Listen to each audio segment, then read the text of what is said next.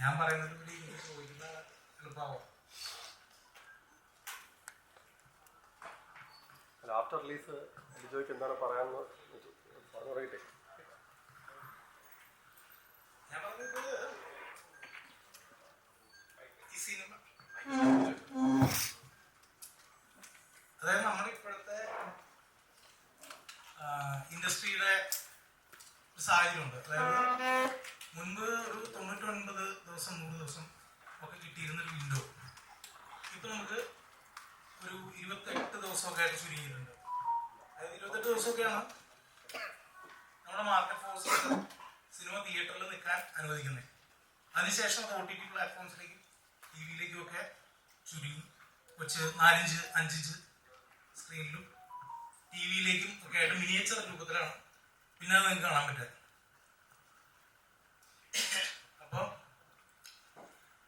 എനിക്ക് തോന്നുന്നു ഇതുപോലൊരു സിനിമ നമ്മുടെ പോലത്തെ ഒരു ഇൻഡസ്ട്രിയിൽ 1.5 വർഷം നമ്മളെല്ലാവരും ഇതിന് പുറകിൽ പ്രവർത്തിച്ച എല്ലാവരും ഒരുപോലെ അധ്വാനിച്ചതിൻ്റെ റിസൾട്ടായിട്ടൊരു സിനിമ ഇനി ഓഡിയൻസിന് ഒരു വലിയ തിരശ്ശീലയിൽ കാണാൻ കിട്ടുന്ന 28 ദിവസം ആണ് ഉള്ളതെന്നുള്ളതാണ് എനിക്ക് പ്രൈമറി ആയിട്ട് പറയാനുള്ളത്. അപ്പോൾ അത് എങ്ങനെ കാണണം എങ്ങനെ കാണാതിരിക്കണം എന്നൊന്നും ഒരിക്കലും ഒരു ഡയറക്ടർ എന്നുള്ള നിലയിൽ ഞാൻ പറയാം. പക്ഷെ അത് ഉറപ്പായിട്ടും വലിയ സ്ക്രീനിന് വേണ്ടി ഉണ്ടാക്കിയിട്ടുള്ള സിനിമയാണ്. അത് അങ്ങനെ തന്നെ ഓഡിയൻസ് എല്ലാവരും കാണണമെന്ന് ഞങ്ങൾ ആഗ്രഹിക്കുന്ന സിനിമയാണ്. അതാണ് ഇൻട്രോ. ഓഡിയൻസ് ആ രീതിക്ക് കണ്ടില്ല എന്ന് തോന്നുന്നുള്ളൂ. സംവിധാനം ഓഡിയൻസ് അങ്ങനെ കണ്ടില്ല എന്ന് തോന്നുന്നു. ഇല്ല, ഇത് ഞാൻ ഒറ്റ കാര്യം പറയുന്നുള്ളൂ. സിനിമയുടെ വേഗത, കഥ പറയുന്ന രീതി, നരേറ്റീവിന് യൂസ് ചെയ്തിട്ടുള്ള ടെക്നിക്സ്, അപ്പൊ ഇതെല്ലാം നമ്മള് കണ്ട് ശീലിച്ച് കണ്ട് പരിചയിച്ച സിനിമയുടെ പോലെ തന്നെ ആവണം എന്ന് നമ്മൾ എന്തുകൊണ്ട് ചാറ്റി പിടിക്കണം. ഞാൻ പറയുന്നത് നമ്മുടെ വാലിബൻ എന്ന് പറയുന്നത് ഫെറാരി എഞ്ചിൻ വെച്ച് ഓടുന്നൊരു വണ്ടിയല്ല. ഇതൊരു മുത്തശ്ശി കഥയുടെ വേഗത മാത്രമുള്ള ഒരു സിനിമയാണ്. അപ്പോൾ അതിൽ നമ്മൾ ഒളിപ്പിച്ചിരിക്കുന്ന വലിയ കാഴ്ചകളുണ്ട്. പക്ഷെ അതിന്റെ വേഗത 100% അപ്പൊ അത് നമ്മൾ ഇനീഷ്യൽ നമ്മൾ ഇന്റർവ്യൂസിലെല്ലാം ഒരുപോലെ ഞങ്ങളുടെ ടീം മുന്നോട്ട് വെച്ച കാര്യം തന്നെയാണ്. അപ്പൊ അതിന് എന്താ പറയാ, അതിന്റെ വേഗത പോരാന്ന് പറയുന്നതിൽ എനിക്ക് അഭിപ്രായ വ്യത്യാസമുണ്ട്. പക്ഷെ വേഗത കുറവായിട്ട് തോന്നിയിട്ടില്ല. പക്ഷെ ഒരു പൊതുബോധ്യം ക്രിയേറ്റ് ചെയ്യപ്പെടുന്നതായിട്ട് തോന്നി. അതായത് ഈ സിനിമ മോശമാണെന്ന് ആദ്യത്തെ മണിക്കൂറിൽ തന്നെ ഒരു അഭിപ്രായം വന്നു കഴിഞ്ഞു. അപ്പൊ അത് ഒരു പൊതു അഭിപ്രായമാണെന്ന തരത്തിലേക്ക് മാറുന്നതായിട്ട് തോന്നി. അത് ലിജോയ്ക്ക് എന്താ തോന്നി അതിനെപ്പറ്റി? അല്ല, ഞാൻ പറയുന്നത് ഇത് നമ്മുടെ കാഴ്ച എന്ന് പറയുന്നത് വേറൊരുത്തിന്റെ വാക്കിനെ അടിസ്ഥാനപ്പെടുത്തി ആവരുതല്ലോ. നമ്മുടെ കാഴ്ച മാത്രമാണ്. അതായത് നമ്മുടെ രുചി എന്ന് പറയുന്നത് വേറൊരാളുടെ നാവിന് കിട്ടിയ രുചിയാവരുത്. നമ്മുടെ രുചി മാത്രമാണ്. കാലഘട്ടത്തിന്റെ ഒരു പ്രശ്നം കൂടിയാണത്. മറ്റൊരുത്തിന്റെ കിടപ്പുമുറിയിലും കുളിമുറിയിലും എത്തി നോക്കി അതിന് റിയാക്ട് ചെയ്യുന്നത് നമ്മുടെ എന്റർടൈൻമെന്റായി മാറരുത്. അപ്പൊ അങ്ങനെ ഒരു അവസ്ഥ ഉണ്ടാവുന്ന മറ്റുള്ളവര് പ്രതികരിക്കുന്നത്, മറ്റുള്ളവര് പറയുന്നതുമായിട്ടുള്ള ക്രിറ്റിസിസം മാത്രമാവും നമ്മുടെ കാഴ്ചയ്ക്ക് അടിസ്ഥാനം. അപ്പോൾ ഒരിക്കലും അതാവരുത്. നമ്മൾ തന്നെ അത് കണ്ട് ആസ്വദിക്കുകയും അഭിപ്രായം പറയുകയും ചെയ്യുന്ന ഒരു കാര്യമാണ് എന്ന് എനിക്ക് വളരെ സ്ട്രോങ് ആയിട്ട് ലിജോട്ടാ, ഇപ്പം ചിത്രം കണ്ടപ്പം എനിക്ക് ബേസിക്കലി നല്ലോണം വർക്കായ ഒരു സംഗതിയാണ്. രണ്ടാമത്തെ ഇതെന്ന് പറയുന്നത് റിപ്പീറ്റ് വാച്ചില് ചിത്രം ഇച്ചിരിയും കൂടെ ആസ്വാദനം നൽകുമെന്ന് എനിക്ക് കണ്ടപ്പം പിന്നീ കാണുമ്പോൾ പിന്നൊരു അർത്ഥം കൂടെ കിട്ടുന്ന തരത്തില് തോന്നിയിരുന്നു. ഇപ്പോഴും ലിജോന്റെ മനസ്സിൽ no plan to change, no plan to impress എന്ന് തന്നെയാണോ? ചെറിയ വ്യത്യാസം ഞാൻ വരുത്തിയിട്ടുണ്ട്. Still no plans to change, still no plans to impress. അതായത് ഈ സിനിമ ഇറങ്ങിയതിനു ശേഷം വലിയ തരത്തിലുള്ള റിവ്യൂകൾ ഉണ്ടായിട്ടുണ്ട്. അതിൽ നെഗറ്റീവ് റിവ്യൂ ഉണ്ടാകുന്നതിനപ്പുറത്തേക്ക് ആക്ഷേപിക്കുന്ന തരത്തിലുള്ള റിവ്യൂ അടക്കം ഉണ്ടാകുന്ന സാഹചര്യം ഉണ്ടായിരുന്നു. അപ്പൊ ഇതൊക്കെ ആസൂത്രിതമാണെന്ന് തോന്നുന്നുണ്ടോ ഏതെങ്കിലും തരത്തിൽ? ഇല്ല, അങ്ങനെയൊന്നും ഞാൻ അതിനെപ്പറ്റി ചിന്തിക്കാറില്ല. ഞാൻ പറയുന്നത് റിവ്യൂസ് അത് കൂടുതൽ സ്റ്റാർസ് വന്നുകൊണ്ട് ആ സ്റ്റാർസ് ഷർട്ടിൽ നടക്കുകയോ ഓരോ സ്റ്റാർസ് വന്നുകൊണ്ട് അവരെ കുത്തി വെച്ച് എണ്ണ എടുക്കുകയോ ചെയ്യുന്ന ഒരാളല്ലേ. അപ്പൊ അതുകൊണ്ട് അങ്ങനെ ഒരു പ്രശ്നമേ ഉള്ളതായിട്ട് എനിക്ക് തോന്നുന്നില്ല. ഇത് ഓരോരുത്തരും അവരവര് നമ്മുടെ മലയാളത്തിന്റെ മോഹൻലാൽ മലയാളത്തിന്റെ സിനിമ അതിനെ കൺസിഡർ ചെയ്യണമെന്ന് എനിക്ക് സ്ട്രോങ് ആയിട്ട് തോന്നുന്നുണ്ട്. ഈ രാവിലെ ഉണ്ടായ നെഗറ്റീവ് റിവ്യൂസ് ഉച്ച കഴിഞ്ഞപ്പോൾ മാറി. പിന്നീട് അത് അല്പം സെറ്റിൽ ഡൗൺ ആയി കുറച്ചും കൂടി സീരിയസ് ആയിട്ട് സിനിമയെ സമീപിക്കുന്ന ആളുകൾ സിനിമ കാണാൻ വന്നതായിട്ട് തോന്നി. പിന്നെ കാരണം അത്തരത്തിൽ അഭിപ്രായം പറയും അതെങ്ങനെയാണ്? അല്ല, ഞാൻ പറയുന്നത് ഈ രാവിലത്തെ ഷോസ് രൂപപ്പെടുത്തുന്ന ഒരു അഭിപ്രായമുണ്ട്. അത് എപ്പോഴും സത്യമാണെന്നില്ല. അത് രാവിലെ 6 മണിക്കും 6:30ക്കും കാണുന്ന ഒരു ഓഡിയൻസും വൈകുന്നേരം വളരെ സെറ്റിൽഡ് ആയിട്ടുള്ള റിലാക്സ്ഡ് ആയിട്ടുള്ള മൈൻഡോട് കൂടി വരുന്ന ഓഡിയൻസും രണ്ടാണ്. അപ്പോൾ ഞാൻ പറയുന്ന ആദ്യം ഇറങ്ങുന്ന ഓഡിയൻസ് പറഞ്ഞു പരത്തുന്നതാണ് എല്ലാവരുടെയും വൈബായി മാറുന്നത്. അത് അൺഫോർച്ചുനേറ്റ്ലി നമ്മൾ അത്രയും വളരെ ഇൻവോൾവ് ആണ് സോഷ്യൽ മീഡിയയും. നമുക്ക് നമ്മുടെ അഭിപ്രായ രൂപീകരണത്തിന് ഭയങ്കര ഒരുപാട് സ്വാധീനിക്കപ്പെടുന്നുണ്ട് ഇത്തരത്തിലുള്ള ജനറലി നമ്മൾ കാണുന്ന പോസ്റ്റുകളും ആളുകളുടെ കമന്റ്സും ഇതെല്ലാം. അതായത് സോഷ്യൽ മീഡിയ ഒരു വാർ ഗ്രൗണ്ടായി മാറാണ്. വലിയ വൈരാഗ്യത്തോടു കൂടി ആളുകൾ ഒരു സിനിമയെ അറ്റാക്ക് ചെയ്യണം. എന്തിനാണെന്ന് എനിക്ക് ഇതുവരെ മനസ്സിലായിട്ടില്ല. എന്തിനാണ് ഈ ഹേറ്റ്, ഇത്രയും വിദ്വേഷം അങ്ങോട്ടും ഇങ്ങോട്ടും കാണിക്കുന്നതെന്ന് എനിക്ക് ഇന്ന് വരെ മനസ്സിലായിട്ടില്ല. അത് എന്ത് ഗുണമാണ് ഒരു ഇൻഡസ്ട്രിക്ക് ഉണ്ടാക്കുന്നത്, എന്ത് ഗുണമാണ് ഒരു സിനിമയ്ക്കോ ഒരു ഇൻഡസ്ട്രിക്കോ ഉണ്ടാക്കുന്നതെന്ന് എനിക്ക് മനസ്സിലായിട്ടില്ല. എനിക്ക് ഡിപ്പെൻഡന്റ് ഓൺ നമ്മുടെ ഇൻഡസ്ട്രിയിൽ നിന്ന് ഉണ്ടായിട്ടുള്ളതിൽ ഏറ്റവും വലിയ പ്രൊഡക്ഷൻ വാല്യൂ ഉണ്ടായിട്ടുള്ള സിനിമകളിൽ ഒന്നാണ് നമ്മുടെ സിനിമ എന്ന് ഞാൻ അവകാശപ്പെടുന്നു. അത് നമ്മൾ 1.5 വർഷമായിട്ട് വിശ്വസിച്ചൊരു സിനിമ ഒരു ദിവസം കാലത്തെ കുറച്ച് പേരുടെ അഭിപ്രായം കൊണ്ട് ഞങ്ങളിൽ മാറില്ല. അത് ഉറപ്പായിട്ടും നിങ്ങൾക്ക് മാറരുതെന്നാണ് എൻ്റെ അഭിപ്രായം. തുടക്കം മുതൽ തന്നെ ഒരു ക്ലാസ് മൂവി എന്ന് തന്നെയാണ് നിങ്ങൾ എല്ലാവരും പറഞ്ഞത്. അതിനൊരു മാറ്റമില്ല, ക്ലാസ് മൂവിയാണ് എന്ന് പറഞ്ഞു. പക്ഷെ ഫാമിലിയിലേക്ക് എത്തുന്നുണ്ടോ എന്നൊരു ഡൗട്ട് ഇപ്പോൾ നമുക്ക് തോന്നുന്നു. ഫാമിലി അങ്ങ് ഏറ്റെടുക്കുന്നുണ്ടോ എന്നൊരു ഡൗട്ട് പൊതുവെ എനിക്ക് തോന്നി. ഞാൻ 2-3 തിയേറ്ററിൽ അത് കഴിഞ്ഞും പോയി. അപ്പൊ അതെങ്ങനെയാണ് ഒരു ഘട്ടം കാണുന്നത്? ഞാൻ പറഞ്ഞത് അതായത് ഈ എന്റെയൊക്കെ ചെറുപ്പത്തില് നമ്മുടെ വീട്ടില് നമ്മുടെ അമ്മൂമ്മമാരിരുന്നിട്ട് നമ്മൾ ചുറ്റും ഇരുന്ന് കഥ കേൾക്കുന്ന ഒരു അനുഭവമുണ്ട്. അപ്പൊ അത്തരത്തിലൊരു അനുഭവം ഇല്ലാത്ത ഒരു ജനറേഷനിൽ കൂടെയാണ് ഇനി വരുന്ന ജനറേഷൻസ് ഒരിക്കലും അത്തരത്തിലുള്ള ഒരു അനുഭവം കിട്ടാൻ പോകുന്ന ആളുകളല്ല. അപ്പൊ അന്നത്തെ കഥകൾക്ക് കുട്ടികളിൽ ഉണ്ടാക്കാൻ കഴിഞ്ഞിരുന്ന ഒരു എക്സൈറ്റ്മെന്റ് ഉണ്ട്.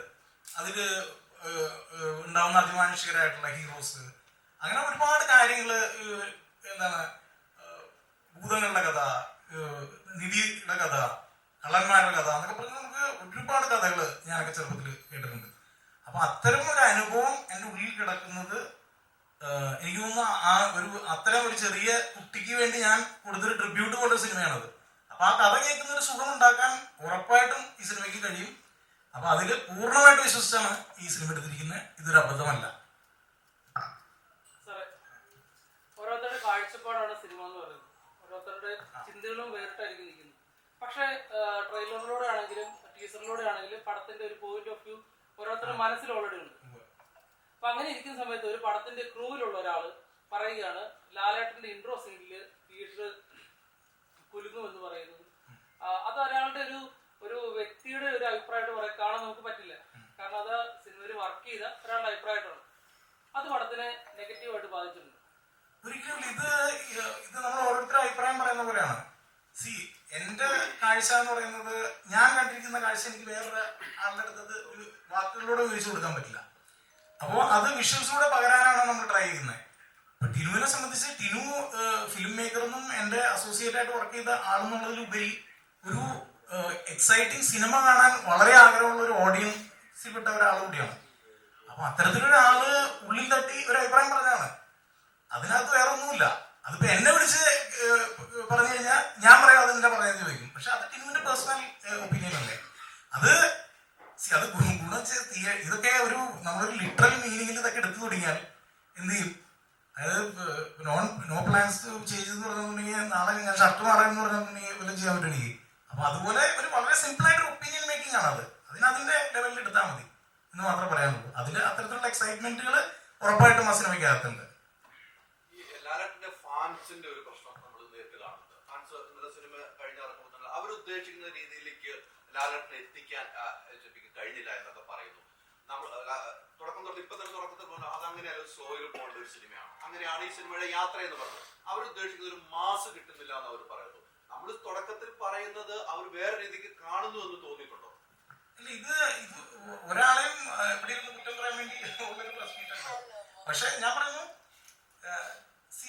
നമ്മൾ ഒരു പോയിന്റിലും പറഞ്ഞിട്ടില്ല ഇത് ആണെന്ന് ഒരു പോയിന്റിലും പറഞ്ഞിട്ടില്ല. നമ്മൾ കൃത്യതയോടുകൂടി പറഞ്ഞിട്ടുണ്ടായിരുന്നു ഇത് ഒരു അമർചിത്രകഥാ സ്വഭാവമുള്ള എപ്പിസോഡിക്കലായിട്ടുള്ള ഇവന്റ്സ് ഉള്ള ഒരു യോദ്ധാവിന്റെ യാത്രയാണ് നമ്മൾ ഫോളോ ചെയ്യുന്നത്. അപ്പൊ കഥയുടെ നരേറ്റീവില് യോദ്ധാവിനൊപ്പം നമ്മൾ ഇടവഴിന്ന് കയറണം. ഇടവഴിന്ന് കയറിയും ഓരോ ഇൻസിഡൻസിലും ഉള്ളിലേക്ക് വരുന്ന കഥാപാത്രങ്ങൾ അയാൾ പരിചയപ്പെടുന്നതോടൊപ്പമാണ് ഓഡിയൻസ് പരിചയപ്പെടുന്നത്. അപ്പം അത് ഇത് ഒരു വളരെ സിമ്പിൾ ലൈനിൽ കൂടെ കൊണ്ടുപോകുന്ന ഒരു സ്പേസ് മാത്രമാണ്. അപ്പൊ എന്താണ് അയാള് ജയിച്ച് അയാളുടെ വിജയങ്ങളുടെ കൊടുമുടിയിൽ നിൽക്കുമ്പോഴാണ് ഐഡന്റിഫൈ ചെയ്യുന്ന ബേസിക്കലി എന്താണ് ബീറ്റ് ചെയ്യേണ്ടത് സ്വന്തം മനസ്സിനെയാണ്. അത്ര സിമ്പിൾ ആയിട്ടുള്ള ഒരു ലൈനാണ് നമ്മൾ ഫോളോ ചെയ്തിരിക്കുന്നത്. അപ്പൊ ആ ഇവന്റിനെ എന്താ പറയാ ഒരു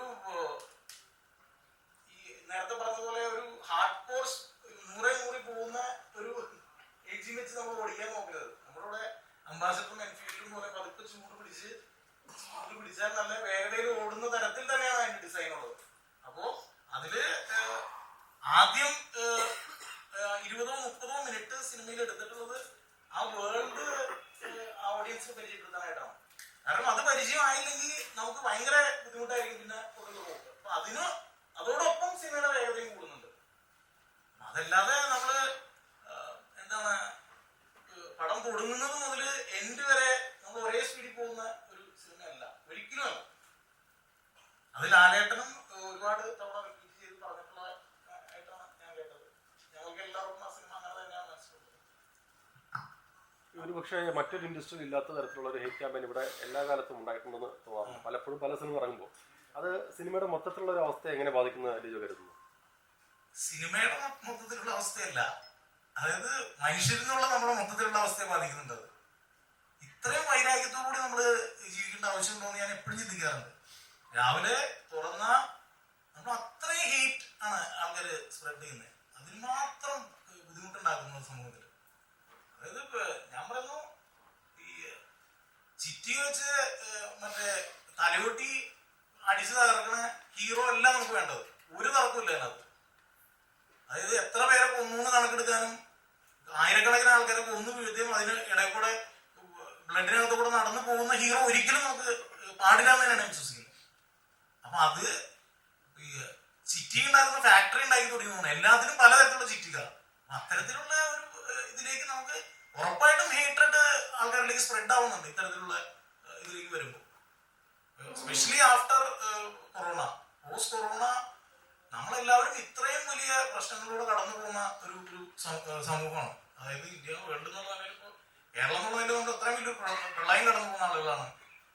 അത് കഴിഞ്ഞ് കൊറോണ പോലെ ഇത്രയും വലിയൊരു ഇവന്റ് കഴിഞ്ഞ് വന്ന ആളുകൾ എന്തിനാണ് ഇത്രയും വിദ്വേഷം അങ്ങോട്ടും ഇങ്ങോട്ടും വെക്കുന്നത് എനിക്ക് മനസ്സിലാവുന്നില്ല. നമുക്ക് നിസ്സാരമായി മനസ്സിലായ കാര്യം മാത്രമാണല്ലോ. അതായത് നമുക്ക് ആകെ വേണ്ടത് ജസ്റ്റ് കുറച്ച് ഭക്ഷണം കിടന്നുറങ്ങുന്ന ഒരു സ്ഥലം മാത്രം മതി എന്ന് മനസ്സിലായ ആളുകളാണ് നമ്മൾ. എന്നിട്ടും ഇതിന് മാത്രം വൈരാഗ്യവും വിദ്വേഷവും ഇത് സ്പ്രെഡ് ചെയ്യുന്നത് എന്തിനാണെന്ന് ഒരു തരത്തിലും എനിക്ക് ആലോചിച്ചിട്ട് മനസ്സിലാവുന്നില്ല.